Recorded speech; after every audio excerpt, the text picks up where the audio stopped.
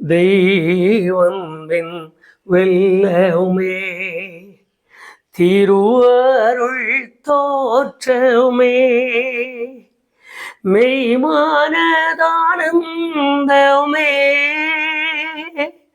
செய்யானின் செம்பாதம் சேவிக்கையும் வேளை ஐயா என் அடிப்பானிந்தேன் செய்யானின் செம்பாதம் சேவிக்கையும் வேளை ஐயா என் அடிப்பானிந்தேன் சொந்தம் முனதல்லால் சோரம் வழி செல்ல எந்தாய் துணிவேனோயான் சொந்தம் முனதல்லால் சோர வழி செல்ல எந்தாய் துணிவேனோயான்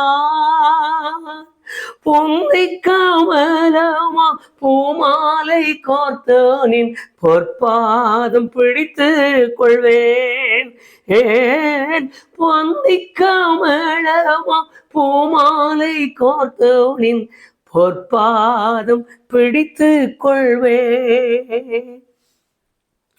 ஆண்டவராய் இயேசு கிறிஸ்துவின் இணையற்ற நாமத்தினாலே தேவ சமூகத்தில் சேர்வதற்கு மறுபடியும் கர்த்தர் நமக்கு கொடுத்த பெரிய கிருபைக்காக நான் வானாதி வானங்களை உண்டாக்கினவராகிய சர்வ பூமிக்கும் ஆண்டவராய் இருக்கிறவரை பார்த்து நன்றி சொல்லி உங்களுக்காகவும் எனக்காகவும் நான் கர்த்தரை ஸ்தோத்தரிக்கிறேன். இன்றைக்கு கூட வேத வசனத்திலிருந்து ஒரு வேத பாகத்தை நம்முடைய நினைவிலே நாம் கொண்டு அவரை நோக்கி பார்க்கத்தக்கதான ஒரு நல்ல கிருபையை நமக்கு தருவாராக. சங்கீத புஸ்தகம் 33வது அதிகாரம் 12வது வசனத்தை நம்முடைய நினைவிற்கு நாம் கொண்டு வருவோம். இங்கு எழுதியிருக்கிற வார்த்தை, அந்த வார்த்தைகளை ஒரு மனிதன் சரியானபடி உணர்ந்து கொண்டாலே ஒரு நாளும் இந்த தெய்வத்தை விட்டு விலகி போக மாட்டான் என்பது சத்தியமாகும். காரணம், அந்த வேத வசனத்தினுடைய ஆழங்கள் அவ்வளவா இருக்கிறதை நாம் அறிந்து கொள்ள வேண்டியவர்களாய் நிற்கிறோம். கர்த்தரை தெய்வமாக கொண்ட ஜனம் பாக்கியம் உள்ளது என்று எழுதியிருக்கிறது.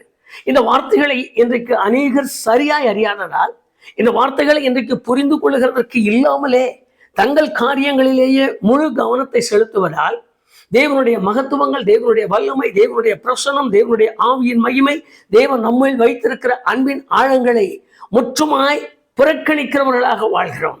அந்த பாக்கியத்தை நாம் இன்னும் சரியாய் உணராதவர்களாக இருப்பதால் பாக்கியவான்களாக வெளிப்படுவதற்கு நாம் தவிக்கிறோம். பாக்கியவான்களாய் வெளிப்படுவதற்காகத்தான் இன்றைக்கு தீர்க்க தரிசனத்தை தேடி ஓடுகிறோம். பாக்கியவான்கள் ஆகும்படி நாம் தெரிந்து கொள்ளப்பட்ட பாக்கியத்தை இழந்து போய் அதை பெற்றுக்கொள்ளும்படியாக ஓட்டம்தான். அந்த வழியிலே போகாமல் எங்கெல்லாம் நமக்கு வாக்குத்தத்தம் உண்டாயிருக்கிற சொல்லுகிறார்களோ அங்கு தேடி ஓடுகிறோம். ஆயிரக்கணக்கான வாக்குத்தத்தங்களை இந்த கையிலே நாம் வைத்திருக்கிறோம். ஆயிரக்கணக்கான முத்திரை போட்ட வார்த்தைகள், உறுதியாக்கப்பட்ட வார்த்தைகள் வேதத்தில் எழுதியிருக்கிறது. தேவதூதர்கள் முதலாய் சொன்ன வார்த்தைகள் தீர்க்க தரிசனங்களாக முத்தரிக்கப்பட்டவைகளாக நிற்பதால் இந்த வார்த்தைகளை நாம் கையிலே வைத்துக் கொண்டுதான் அடுத்தடுத்துள்ள காரியங்களை தேடுகிறோம். அடுத்துள்ள காரியங்கள் என்னவென்று பார்க்கிறோம். இவைகளை எல்லாம் நாம் கொஞ்சம் உற்று பார்த்தால் போதும். வேதம் சொல்லுகிறது, கர்த்தரை தெய்வமாக கொண்ட ஜனம் பாக்கியம் உள்ளது. இன்றைக்கு கர்த்தரை தெய்வமாக கொள்ளும்படி அநேகர் முன் வந்தாலும் தயக்கம், ஒரு விதத்தில் அவர்கள் தயங்கி நிற்கிறார்கள் என்று என்னால் உறுதியாய் சொல்ல முடியும். அதற்கு காரணம், நான் உள்ளே நுழைந்து விட்டால், நான் கர்த்தருடைய பிள்ளையை மாறிவிட்டால் எனக்கு இருக்கிற இந்த உறவுகள் விளைவிடம், உறவுகளின் ஸ்தானத்தில் நிற்கிற விசுவாசிகள் யார்? கர்த்தருடைய ஜனங்கள், கர்த்தருடைய பிள்ளைகள். எனக்கு மற்றவர்கள் செய்கிற அந்த உதவி அல்லது மற்றவர்களுடைய சகாயங்கள் அல்லது மற்றவர்கள் எனக்கு செய்கிற சொல்லுகிற வார்த்தையின் ஆறுதல் இவர்களிடத்தில் உண்டாயிருக்குமா? கர்த்தருடைய பிள்ளைகளிடத்தில் எனக்கு கிடைக்குமா? இப்படி எல்லாம் தேடி தேடி இன்றைக்கு ஜனங்கள் அலைந்து கொண்டிருக்கிற இந்த காலத்தில் நாம் வாழ்ந்து வருகிறோம். கர்த்தருடைய வேலையை செய்யும்படி வேதத்தை கையில் எடுக்கிற அருமையான கர்த்தருடைய பிள்ளைகளுக்கு நான் சொல்லுகிற ஒரு நல்ல வார்த்தை உண்டு. நீங்கள் சொல்லும் பொழுதும், நீங்கள் பேசும் பொழுதும், உங்கள் ஆண்டவரை காண்பிக்கும் பொழுதும், ஆண்டவர் இன்னார் என்று காண்பியுங்கள். வேறு ஒருவரை குறித்து பிரசங்கிக்க வேண்டாம். சிலுவையில் ரத்தம் சிந்திய இயேசுவை தவிர வேறு ஒன்றை குறித்து நான் உங்களுக்கு பிரசங்கிக்கிறதற்கு நான் முன் வரவில்லை என்று பவுல் சொன்ன வார்த்தையை உங்கள் மனதிற்குள்ளாக கொண்டு தேவனுடைய முகத்தை அண்ணாந்து பார்க்கிற மக்களுக்கு ஆதரவாய் இருங்கள், ஆதாரமாய் இருங்கள், பலனாய் இருங்கள். வேதத்தை வாசிக்கும் பொழுது ஒரு 2 சாமுவேல் 7ஆம் அதிகாரம் 23வது வசனத்தில் அருமையான ஒரு வார்த்தையை சொல்லிக் கொடுத்தார். அந்த வார்த்தையின் ஆழம் என்ன? உமது ஜனங்களுக்கு நிகரான ஜனம் யார்? ஒரு கேள்வி கேட்கிறார் சாமுவேல். பூமிக்குரிய காரியங்கள் மாத்திரமல்ல, ஆவிக்குரிய காரியங்களும், மனுஷிகத்திற்குரியவைகள் மாத்திரமல்ல, ஆகாரத்துக்குரியவைகள், நம் வாழ்க்கைக்குரிய எந்த காரியங்களை குறித்தும் இங்கு எழுதின அந்த வார்த்தை உமது ஜனத்திற்கு நிகரான ஜனம் யார் என்று எழுதினார். இதற்கு காரணம், உம்மை தொழுது கொள்கிறவன் பாக்கியவான், உம்முடைய ஜனத்துக்கு நிகரானவனே இல்லை என்று வாக்கு கொடுக்கும் பொழுது இந்த நிகரான காரியங்களை அறிந்து கொள்ள, நிகரான காரியங்களை தெரிந்து கொள்ள, நிகரான காரியங்களின் ஆழங்களை உற்று பார்க்கிற ஒரு உணர்வு இன்றைக்கு கர்த்தருடைய பிள்ளைகளின் வாழ்க்கையில் மிக தேவை என்பதை நாம் அறிந்து கொண்டால்தான் இந்த தேவைக்கும் இந்த காரியத்திற்கும் நாம் கொடுக்க முடியும். நான் முதலாவது வேதவசனத்திலிருந்து ஒவ்வொரு வரியாக நாம் வாசிக்கலாம். உபாகமம் 4ஆம் அதிகாரம் 7ஆம் வசனத்தை வாசித்து பாருங்கள். ஏன் நிகரான ஜனம், ஏன் பாக்கியவான் என்று எழுதியிருக்கிற அந்த தொகுப்பின் காரணம் என்ன என்று அருமையான வேத வசனம் சொல்லுகிறது. உபாகமம் 4:7, அவரை தொழுது கொள்ளும் பொழுதெல்லாம் அவர் சமீபமாய் இருக்கிறாராம், அவருக்கு மகிமை உண்டாகட்டும். நான் அவரை தேடி எருசலேமுக்கும், அவரை தேடி நான் வேளாங்கண்ணிக்கும், அவரை தேடி நான் புண்ணிய ஸ்தலங்களுக்கும், அவரை தேடி நான் புண்ணிய நதிகளுக்கும், அவரை தேடி நான் புண்ணிய இடங்களுக்கும் போக வேண்டியது இல்லை என்பது நமக்கு திட்டமாய் அறிவிக்கப்பட்ட ஒரு வார்த்தை. ஆனால் இன்றைக்கு தேவ ஜனம் என்று சொல்லுகிற, கர்த்தருடைய ஊழியன் என்று சொல்லுகிற அப்படியே தலைகீழாய் மாற்றிவிட்டார். வேதத்தை தலைகீழாய் மாற்றினார்கள், விசுவாசத்தை தலைகீழாய் மாற்றி இருக்கிறார்கள். விசுவாசத்தின் ஆழங்களை குறித்து பேசும் பொழுதும் சொல்லும் பொழுதும் வேறு வேறு விதமாய் கொண்டு போய்விட்டார்கள். வேதம் சொல்லுகிறதையா, தொழுது கொள்ளும் பொழுதெல்லாம் சமீபமாய் நிற்கிறாராம். நீங்கள் இன்னும் சில வார்த்தைகளை வாசித்து பாருங்கள், அவருடைய நிலைமை எப்படி என்று. எசேக்கியேல் 43:7, அவர்களின் நடுவிலே, அவரை தொழுது கொள்கிறவர்களின் நடுவிலே அவர் வாசஸ்தலத்தையே ஸ்தாபிக்கிறாராம். யாரை இந்த வார்த்தைகளை சொல்ல முடியும்? எப்படி இந்த வார்த்தைகளை நாம் கேட்பது?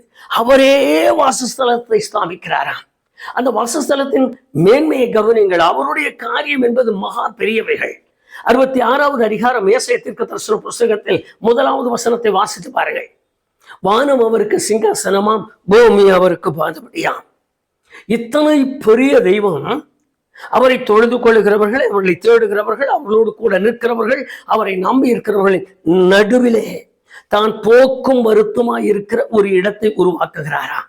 அவருக்கு மகிமை உண்டாகட்டும். அப்படி ஆனால் எவ்வளவாய் தன்னை தாழ்த்தி என்னோடு வாசம் பண்ணுவதற்காக, எனக்குள் தங்குவதற்காக தமது மகிமையை அடக்கி தன்னுடைய அந்தஸ்தை நிறுத்தி தனக்கு இருக்கிற மகா கனத்தை எல்லாம் சுருக்க வைத்திருக்கிறார். நீங்கள் வேதத்தில் வாசிக்கும் பொழுது ஆச்சரியமான சில சம்பவங்கள் உண்டு. யாரை தேடுகிறீர்கள் என்று கெத்செமனே தோட்டத்தில் இயேசு கேட்டார். அங்க இருக்கிறவர்கள் சொன்னார்கள், நாங்கள் இயேசுவை தேடுகிறோம். ஒரே வரி, நான் தான், நீங்கள் தேடுகிற இயேசு நான் தான் என்று சொன்னார். இந்த வார்த்தையை கேட்ட மாத்திரத்தில் அப்படியே தரைமட்டு விழுந்தார்கள் என்று வேதத்தில் நாம் வாசிக்கலாம். நான் தான் என்று சொன்னதற்காக எவ்வளவு பெரிய மகிமை வெளிப்படுமானால், அவரே நம் நடுவில் வாசம் பண்ணுவாரானால் எவ்வளவு பெரிய காரியம் நடந்திருக்கும். மனுஷனாக வரும்பொழுது நான் என்று சொன்னதற்காகவே இவ்வளவு காரியம். அப்படியானால் அவ்வளவு அதிகாரங்களையும் தனக்குள் அடக்கி, நானும் நீங்களும் தொட்டு பார்ப்பதற்கும், தடவி பார்ப்பதற்கும், உற்று பார்ப்பதற்கும், நோக்கி பார்ப்பதற்கும் தகுதியானவராய் நம் நடுவில் நிற்கிறாரா? 1 தீமோத்தேயு 6ஆம் அதிகாரம் 15-16 வசனங்களை வாசிக்கும் பொழுது அவருடைய நிலைமையை பவுல் சொன்னார். ஒருவரும் சேரக்கூடாத ஒளியில் வாசம் அடைகிறவர், மனுஷரில் ஒருவரும் கண்டிராதவர், காணக்கூடாதவர் என்று எழுதினார். எத்தனை பெரிய மகிமை! அதோடு நீங்கள் வாசித்துக் கொள்ளே வாருங்கள். வேத வசனத்தில் ஒவ்வொரு காரியங்களையும் உற்று கவனித்து பாருங்கள். ஏன் கர்த்தருடைய ஜனம் பாக்கியம் உள்ளது? கர்த்தருடைய ஜனத்தின் பாக்கியம் என்பது என்ன?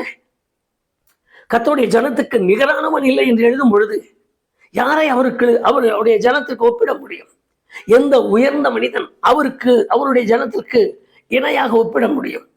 எந்த ஆஸ்தியுள்ளவன், எந்த பணம் படைத்தவன், எந்த வசதியுள்ளவன் ஒரு சாதாரணமாய் அவரை ஏற்றுக்கொண்ட தாழ்ந்த ஒரு மனிதனுக்கு நிகராக்க முடியுமா என்று பாருங்கள். வேதம் அவ்வளவாய் சொல்லுகிறது.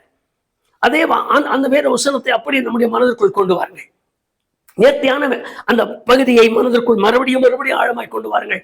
தாழ்ந்த ஒரு மனிதன், அல்லது தினமும் பிச்சை எடுத்து வாழ்கிற ஒரு மனிதன், அல்லது தினமும் தன்னுடைய வாழ்க்கைக்கு ஆதாரம் இல்லாமல் நொந்து உடைந்து உட்கார்ந்து இருக்கிற ஒரு மனிதன் இயேசு கிறிஸ்துவை முழுமையாய் இரட்சகராய் ஏற்றுக்கொண்டு அவருக்காக வாழ்ந்து கொண்டு இருக்கிறார் என்று எண்ணுங்கள். இந்த பூமியில உயர்ந்த பதவியில் இருக்கிற ஒரு மனிதன் அவருக்கு முன்பாக நிற்கும் பொழுது இந்த வேத வசனம் என்ன சொல்லுகிறது? பக்கத்தில் இருக்கிற தேவன் என்ன சொல்லுவார், அல்லது தேவதூதன் என்ன சொல்லுவார்? இஸ்ரவேலே, உனக்கு நிகரானவன் யார்?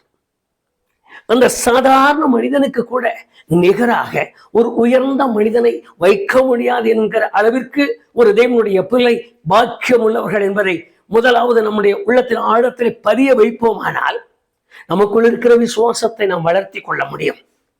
எஸ்ஐயா தீர்க்கதரிசன புஸ்தகம் 33ஆம் அதிகாரம் 17வது வசனத்தை பாருங்கள். எப்படி அவர்கள் நடுவில் இருப்பாராம்? மகிமை பொருந்தினவராய் இருப்பாரா? மகிமை பொருந்தினவராய் அவர்கள் நடுவில் இருக்கிறாராம், கர்த்தருடைய ஜனங்களின் நடுவிலே. அருமையான கர்த்தருடைய பிள்ளையை குடும்பத்தையோடு சேர்ந்து ஜெபிக்கிறோம். தனிப்பட்ட முறையில் நாம் ஜெபிக்கிறோம். குழுக்களாக கூட்டங்களாக சேர்கிறோம். உண்மைதான், சேருகிறோம், ஜெபிக்கிறோம், எழுந்து போகிறோம். ஆனால் அதில் நடந்திருக்கிற சம்பவம் என்ன? என்னை பாக்கியவான், என்னுடைய பாக்கியம் என்ன? நான் என்னோடு கூட வந்திருக்கிற சகோதரனின் பாக்கியம் என்ன? என்னோடு இருக்கிற சகோதரியின் பாக்கியம் என்ன?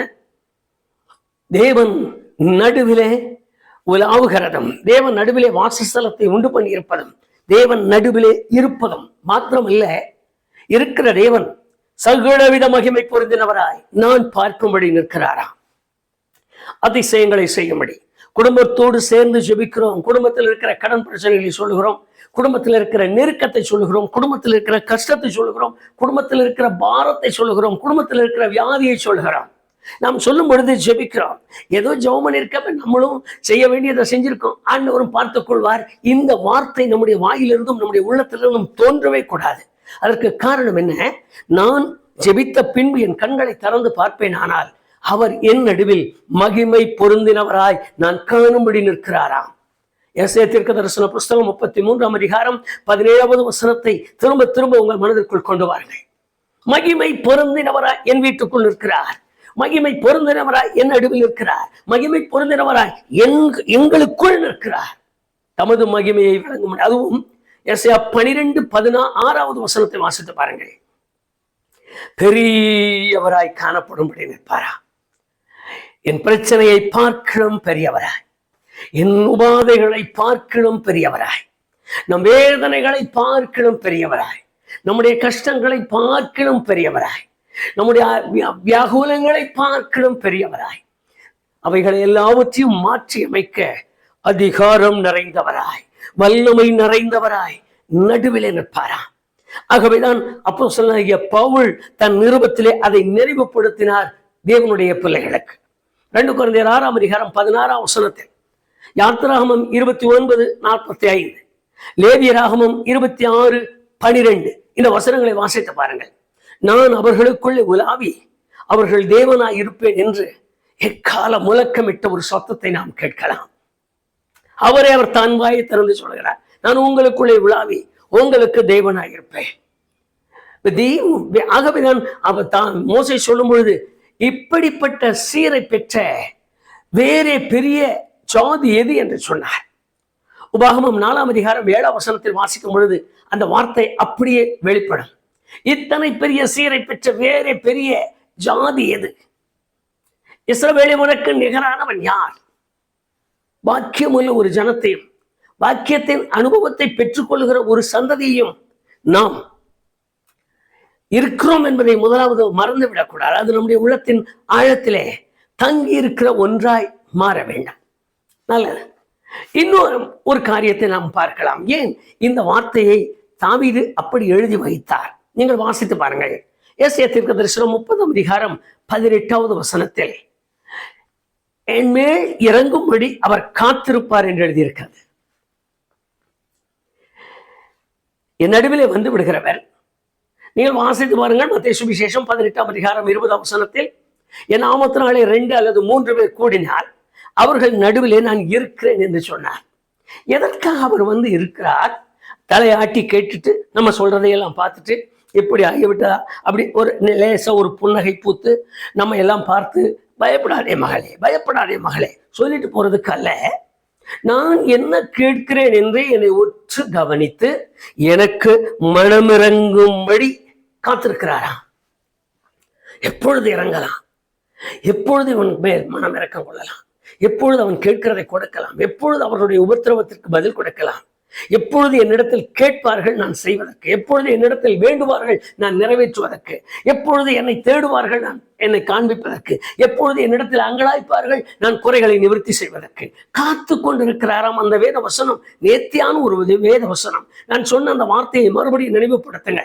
ஒருவரும் மனுஷரில் ஒருவரும் கண்டிராதவரும் காணக்கூடாதவரும் ஏக சக்கராதிபதியம் ஒரு காலம் சாவாமையுள்ளவரும் ஆகிய ஒருவர் சிங்காசனத்தை வானத்தை சிங்காசனமாக பூமியை பாதபடியாக கொண்டிருக்கிற சர்வ பூமிக்கும் ஆண்டவராக இருக்கிற ஒருவர் தாமே ஆபிரகாம் சொல்லும் பொழுது சொன்னார், வானத்தையும் பூமியையும் உடையவராகிய உன்னதமான தேவன் என்று சொன்னார். இப்படிப்பட்ட மகத்துவம் உள்ள வல்லமை உள்ளவர் எனக்காக காத்திருக்கிறாராம். என்னுடைய வீட்டுக்குள்ளாக எனக்காக காத்திருக்கிறாராம். என் ஆலயத்திற்குள்ளாக எனக்காக காத்திருக்கிறாராம். இரக்கம் காண்பிப்பதற்காக. தேவ ஜனங்கள் இவைகளை எல்லாம் அறிந்து கொள்வார்கள். ஆனால் உண்மையாகவே அவர்களுக்கு வேறொரு உபதேசம் தேவையில்லை. அவர்களாகவே தேவனை தேட ஆரம்பித்து விடுவார்கள். ஆகவேதான் நான் உங்களுக்கு கேட்டுக்கொள்கிற ஒரு காரியம், உடைந்த உள்ளத்தோடு, நொறுங்கின இருதயத்தோடு, நறுங்குண்ட உள்ளத்தோடு, வேதனை நிறைந்த வாழ்க்கையாக, வேதனை நிறைந்த நாட்களாக, கண்ணீர் நிறைந்த நாட்களாக, இனி எனக்கு வாழ்க்கை வேண்டாம், சாவதை தவிர எனக்கு நல்லது ஒன்றுமில்லை, ஏன் நான் வாழ வேண்டும் என்ற அங்கலாய்ப்பு நிறைந்தவர்களாய் நிற்கிற யாரானாலும் சரி, ஒரு காரியத்தை மறந்து விட வேண்டாம். உங்களுக்கு இரக்கம் காண்பிக்கும்படியாக நீங்கள் இருக்கிற உங்கள் வீட்டுக்குள்ளாக உங்கள் அருகில் நின்று காத்து கொண்டிருக்கிறாராம். மேலும் வாசித்து பாருங்கள். எஸ்ஐ 54:8 நித்திய கிருபையுடன் இறங்கும்படியாக. ஆகவேதான் அப்போஸ்தலனாகிய பவுல் சொன்னார், எபிரேயர் 4:16 ஏற்ற சமயத்தில் சகாயம் அடைகிற பாக்கியத்தை பெறும்படி அவருடைய கிருபாசன தண்டைக்கு நெருங்குங்கள் என்று சொல்லி கொடுத்தார். நான் நெருங்குகிறேன், நான் ஓடுகிறேன், நான் நெருங்கி போகிறேன், நான் அவரோடு இணைந்து நிற்கிற அனுபவங்கள் என்னில் கூட வேண்டும். ஒரு காரியம், இந்த 2 சம்பவங்களை தேவன் செய்யும்படி தம்முடைய பிள்ளைகளை தெரிந்து கொண்டார்.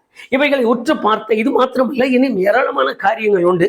நம்முடைய விசுவாசத்தை பலப்படுத்துவதற்காக நான் 2 காரியங்களை காண்பித்திருக்கிறேன். ஒன்று, தேவனுடைய சமூகத்திலே அவர் நம்மோடு கூட உலாவி நமக்குள்ளே தங்குகிறார். மற்றொன்று, நமக்கு இரக்கம் காண்பிக்கும்படியாக நம்மோடு கூட தங்கியிருக்கிறார். இவைகள் இந்த காத்திருக்கிறார். இந்த 2 காரியங்களின் நிமித்தம் நான் அவரிடத்தில் சேர வேண்டிய விதமாய் சேர வேண்டிய கட்டாயம் உண்டு. சில நேரத்தில் தேவன் விரும்புகிற காரியம் என்னவென்றால், வேதவசனத்தில் எழுதியிருக்கிற அந்த பாகத்தை கவனியுங்கள். என்னிடத்தில் நிற்கிறவரோடு நான் பேசுவதற்கு, என்னிடத்தில் நிற்கிறவரோடு நான் என் பிரச்சனைகளை சொல்லுவதற்கு என்னை முதலாவது ஆயத்தப்படுத்த வேண்டியது அவசியம். இதுதான் இன்றைக்கு இருக்கிற காரியங்களில் நேர்த்தியானவைகள். இவைகள் அல்லாமல் என்னை ஆயத்தப்படுத்தி கொள்ளாமல் நான் அவரோடு கூட நெருங்குவதற்கில்லை. காரணம் என்ன? ஒரு வேதவசனம் உண்டு, அதை சொல்லியே இன்றைக்கு ஏராளமான மக்கள் தேவனுடைய ஜனங்களை வித்தியாசமான பாதைக்கு நடத்தி சொல்கிறார்கள். விசுவாசம் உள்ளவர்களாய் அவர்கள் ஏற்றுக்கொண்டவர்கள் எத்தனை பேரும் அத்தனை பேரும் தேவனுடைய பிள்ளைகள் ஆகும்படி அவர்களுக்கு அதிகாரம் கொடுத்தார் என்று.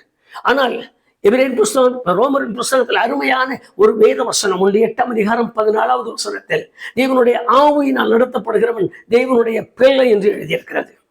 இவைகளை எல்லாம் நீங்கள் தான் யோசிக்க வேண்டும். ஒரு போதகரும் ஒரு மற்றவர்களை சொல்லிக் கொடுக்கிறதுனால அல்ல, நான் என் தேவனிடத்தில் சேர்வதற்கு எனக்கு தகுதியாய் நான் சேர்ந்திருக்கிறேனா? நான் பேசுவதை அவர் கேட்பதற்கு, அவர் சொல்லுவதை நான் கேட்பதற்கு எங்களுக்குள்ள ஒரு உறவான காரியத்திற்கு நாங்கள் எங்களை நெருக்கி இருக்கிறோமா? இந்த உறவுக்கு நாங்கள் வந்து விட்டோமா? இந்த உறவில் நான் அவரோடு நெருங்கி பழகுகிற தன்மைக்கு இருக்கிறேனா? இவைகளை முதலாவது கர்த்தருடைய மனுஷன் சிந்திக்க தொடங்கினால்தான் தேவனுடைய பிரசன்னத்தின் மகிமையை, தேவனுடைய வல்லமையின் அதிகாரங்களை, தேவன் பெரியவர் என்று காண்பிக்கிற அதிசயங்களை அனுபவிக்க முடியும். வேதத்தில் வாசித்து பாருங்கள். தேவன் உன் நடுவிலே மகிமை பொருந்தினவராயிருக்கிறார். தேவன் உன் நடுவிலே பெரியவராயிருக்கிறார். அவர் எந்த காரியத்தையும் செய்ய அதிகாரம் நிறைந்தவராய், வல்லமையுள்ளவராய், அடக்க தன்மையுள்ளவராய், திறக்க தன்மையுள்ளவராய், பூட்டத்தன்மையுள்ளவராய் உன் நடுவிலே வாசம் பண்ணி கொண்டிருக்கிறார். வாசம் பண்ணி கொண்டிருக்கிற இவர் தமது மகிமையின்படியே தமது காரியத்தை செய்வதற்கு நான் அவரோடு எந்த விதத்தில் உறவுக்குள் இருக்கிறேன்? ஜெபிக்க கூடாது, முதல் காரியம். வேதத்தை தொட்டு பார்க்க கூடாது, 2வது காரியம்.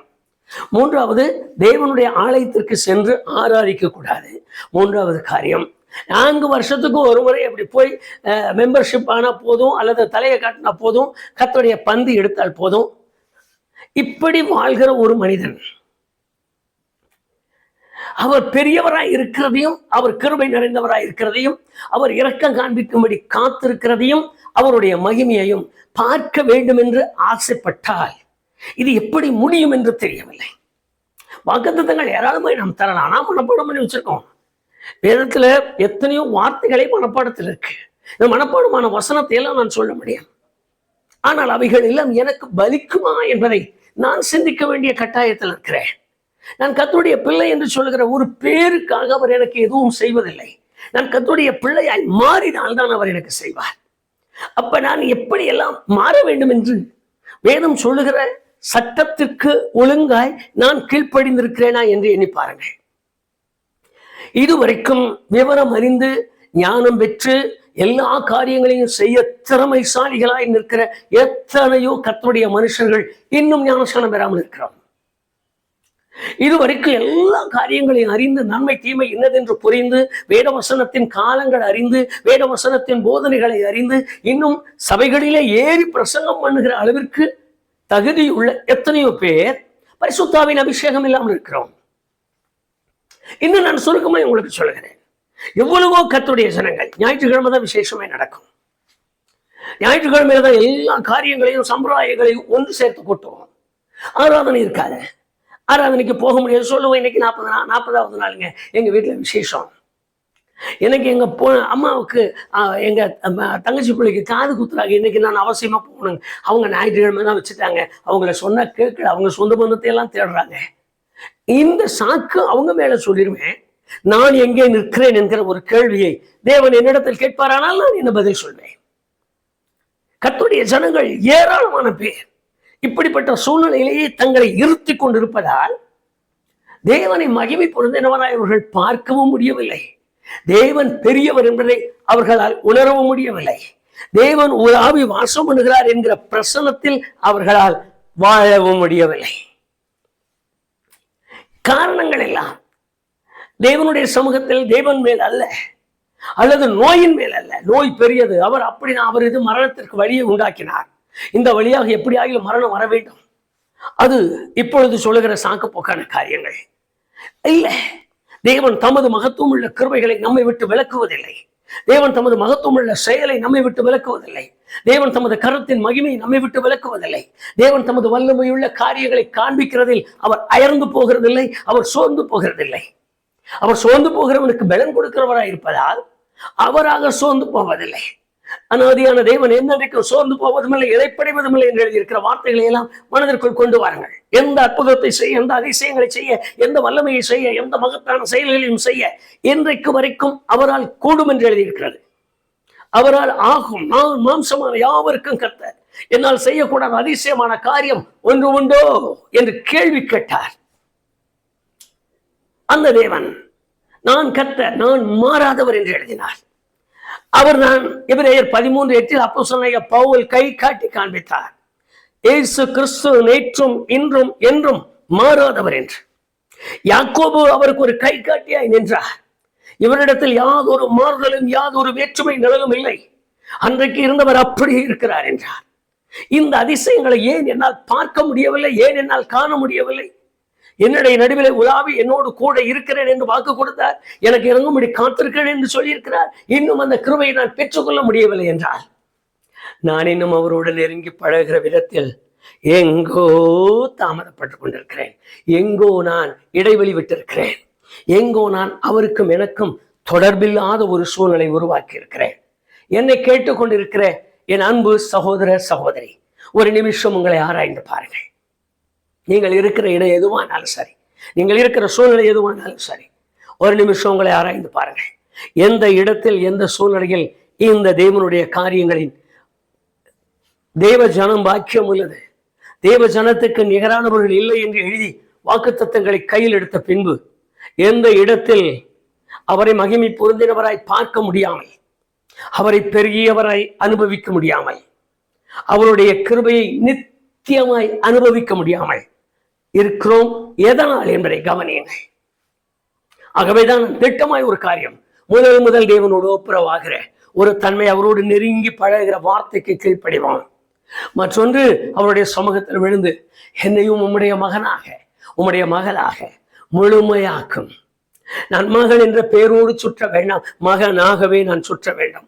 நான் மகள் என்கிற பெயரோடு சுற்ற வேண்டாம், மகளாய் மாறியே நிற்க வேண்டும் என்று அவருடைய சமூகத்தில் கெஞ்சி கேட்போம். அவர் நல்லவராயிருக்கிறார், கிருபை நிறைந்தவராயிருக்கிறார். அவருக்கு அவருடைய ஜனத்துக்கு நிகரானவன் பூமியில் இல்லை என்று எழுதியிருக்கிறது. அவருடைய ஜனத்தை போல பாக்கியம் பெற்றவன் இல்லை என்று எழுதியிருக்கிறது. இந்த பாக்கியத்தை இழந்து போகாமல் பெற்றுக்கொள்ள அவருடைய முகத்தை நோக்கி நாம் கெஞ்சி கேட்கலாமா? எபிரேயர் 4:16 மறுபடியும் நினைவிற்கு கொண்டு வாருங்கள். ஏற்ற வேளையில் கிருபையும் செய்யும், சகாயம் கிடைக்கும்படி தைரியத்தோடு அவருடைய முகத்தை பார்க்கலாம். கண்களை மூடி அவருடைய சமூகத்தில் நம்முடைய காரியங்களை முழுமையாக்கி ஒப்பு கொடுப்போம். நல்ல பிதாவே, உமது முகத்தை பார்க்க தந்த பெரிய கிருபைக்காக நாங்கள் உமக்கு நன்றி சொல்கிறோம். அதிசயமான காரியங்களையும் அற்புதங்களையும் செய்கிற தேவன், எங்களை தமக்கு பிள்ளையாய் தெரிந்து கொண்டேன். நாங்கள் பிள்ளைகளான பின்பு எங்களை குறித்து எழுதின வார்த்தைகள் ஆச்சரியமா இருக்கிறது. ஆண்டவரே, எங்களைப் போல பாக்கியவான்கள் இல்லை என்று எழுதியிருக்கிறது. எங்களுக்கு நேரான ஜனங்கள் இல்லை என்று எழுதியிருக்கிறது. ஆனால் எங்களுடைய நிலைமைகளை பார்த்தால் மிகவும் பரிதாபமாயிருக்கிறதையா. ஆண்டவரே, உம்மை தொழுது கொள்ளாத மக்களுக்கு இருக்கிற பாக்கியம், மேன்மை, சகாயங்கள், அவர்கள் அடைந்திருக்கிற ஒரு கிருபையை கூட அறிந்திருக்கிறோம் என்று சொல்லுகிற உம்முடைய பிள்ளைகளாகிய நாங்கள் இன்னும் அறிய முடியாமலும் பெற்றுக்கொள்ள முடியாமலும் சஞ்சலமும் தவிப்பும் கலக்கமும் மனவேதனைகளும் குழப்பங்களும் போராட்டங்களும் நிந்தைகளும் நிறைந்தவர்களாய் நிற்கிறோம். நாங்கள் ஏன் அப்படிப்பட்ட ஒரு நிலையில் இருக்கிறோம் என்பதை தான் இன்றைக்கு வேதத்தில் வாசித்தோம். எங்கள் எல்லா நிலைமைகளையும் நாங்கள் ஆராயும்படி செய்வீராக. எங்கள் நடுவில் நீர் உலாவி எங்களில் மகிமை பொருந்தின பெரியவராய் இருக்கிறீர் என்று நாங்கள் வாசித்து விட்டோம். ஆண்டவர் எங்கள் நடுவில் உலாவி எங்களுக்கு இரக்கம் காண்பிக்கும்படி காத்திருக்கிறீர் என்று வாசித்திருக்கிறோம். இந்த 2 பாக்கியமுள்ள அனுபவத்தையும் நாங்கள் பெற்றுக்கொள்ளத்தக்கதாக எங்களோடு இடைபடுவீராக. எந்த சகோதரன் சகோதரி, எந்த தாய் தகப்பன், எந்த பிள்ளைகள் இந்த பாக்கியத்தை பெற்றுக்கொள்ள முடியாதபடி ஆண்டவரே தங்களில் மிகுந்த மனவேதனையோடு சங்கடத்தோடு துக்கத்தோடு எல்லா விதமான கலக்கத்தோடு நின்றாலும் இன்றைக்கு அவர்களோடு பேசுவீராக. தேவனுடைய வார்த்தை உண்மை என்று அவர்களோடு உணரும்படி செய்வீராக. ஆண்டவரே, இவைகளை பெற்றுக்கொள்வதற்குரிய மார்க்கம் இன்னதென்று நாங்கள் இப்பொழுது அறிந்தோம். உம்மோடு உம்முடைய பிள்ளைகளாய் வார்த்தையில் அல்ல எங்கள் செய்கையிலே நாங்கள் மாற வேண்டும் என்று, உம்மோடு உம்முடைய பிள்ளைகளாக எங்களுடைய நடைமுறையில் நாங்கள் மாற வேண்டும் என்று, எங்களுடைய சாட்சியின் ஜீவியத்தில் நாங்கள் மாற வேண்டும் என்று வாசித்தோம். பேச்சளவிலும் ஏட்டளவிலும் அல்ல நாங்கள் உம்முடையவர்கள் என்பது, எங்களுடைய எல்லா விதமான சூழ்நிலைகளிலும் நாங்கள் உம்முடையவர்கள் என்று காண்பிக்கத்தக்கதான ஒரு நிலையை நாங்கள் வெளிப்படுத்தத்தக்க உணர்வுள்ள ஒரு நிலைமைக்கு எங்களை கொண்டு வருவீராக. என்னோடு இப்பொழுது ஜெபித்துக் கொண்டிருக்கிற ஒவ்வொருவர் மேலும் உம்முடைய கண் நோக்கமாயிருக்கட்டும்.